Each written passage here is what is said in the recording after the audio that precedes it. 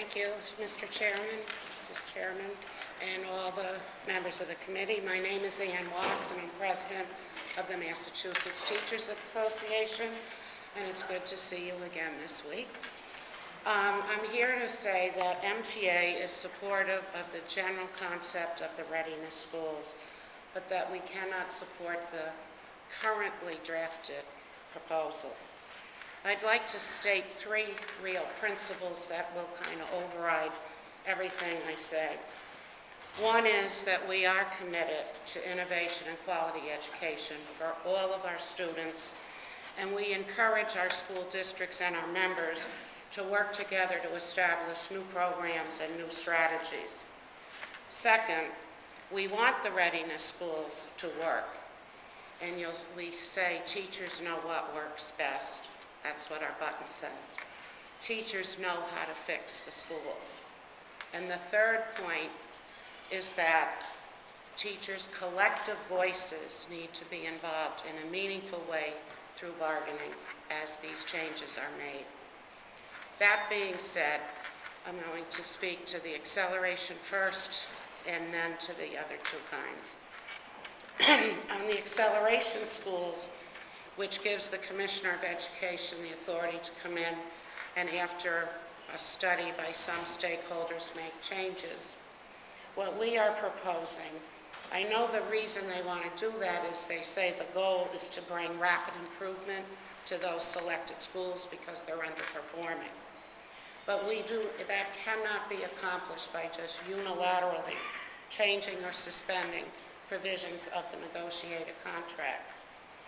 So for that we say, first, there should be a self-assessment done. We particularly have found that the NEA's KEYS assessment is excellent. We've used it in Springfield to help turn around that local back a few years ago, if you remember. We do say that working with the teachers and the unions is the best way if you want the improvement to be rapid for these schools. After the assessment is done, if the collective bargaining agreement, if it's necessary in order to address some things in that need to be either waived or changed, that would be the time to do it. For example, there could be many things that won't involve the contract at all. If it needed more desks, I've been in a school where kids sat on a windowsill because they didn't have enough seats, or couldn't assign homework because they didn't have enough textbooks. If that was the problem in that school, then they could change it without a contract change. If it's something else, like maybe a longer day, or making home visits, or in August, something like that, certainly that would be something that could be bargained. So in order to address the school's weaknesses, we feel that changes need to be done through bargaining with the school committee and the teachers. And then we have now said, as another show of trying to make these work, if that cannot be accomplished quickly, like we're saying within 30 days, then they could go to expedited arbitration to settle that piece of whatever that issue is. On the second kind of schools, the Advantage and Alliance, there's also no clear role for the teachers union in those decisions either regarding the changes to the agreement. And we believe, again, that the schools work best if it fosters collaboration among all three, teachers, teacher unions, and the district, the school. So we are proposing for that one, and you'll see in a few minutes from 4 of our locals, places that have done fabulously innovative things currently under the collective bargaining law.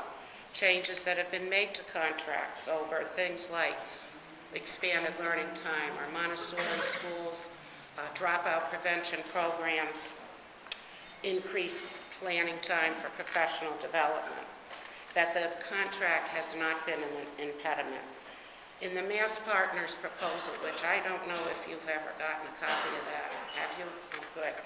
In that, I know at that time, I know the superintendents have some other changes now for the acceleration piece, but for the other two, they're still the same. And in that, all we're saying is, at the bargaining over a process, so that after a school committee receives the proposal for a readiness school, that the local and the school committee would bargain the procedures and the process of how that would work.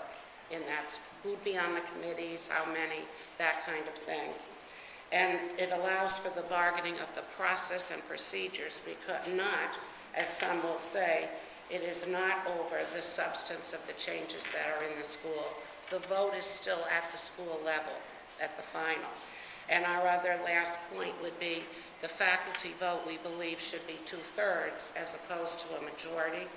We all know if something passed by, say, 52-48, it's not going to have a very good chance of success. So rather than we're not trying to be obstructionist by saying a 2/3 vote, but rather we want it to work, and with a strong vote, we believe it would be. Those, I have more, but you've got my written testimony to say. The rest I don't want to go over. Do I have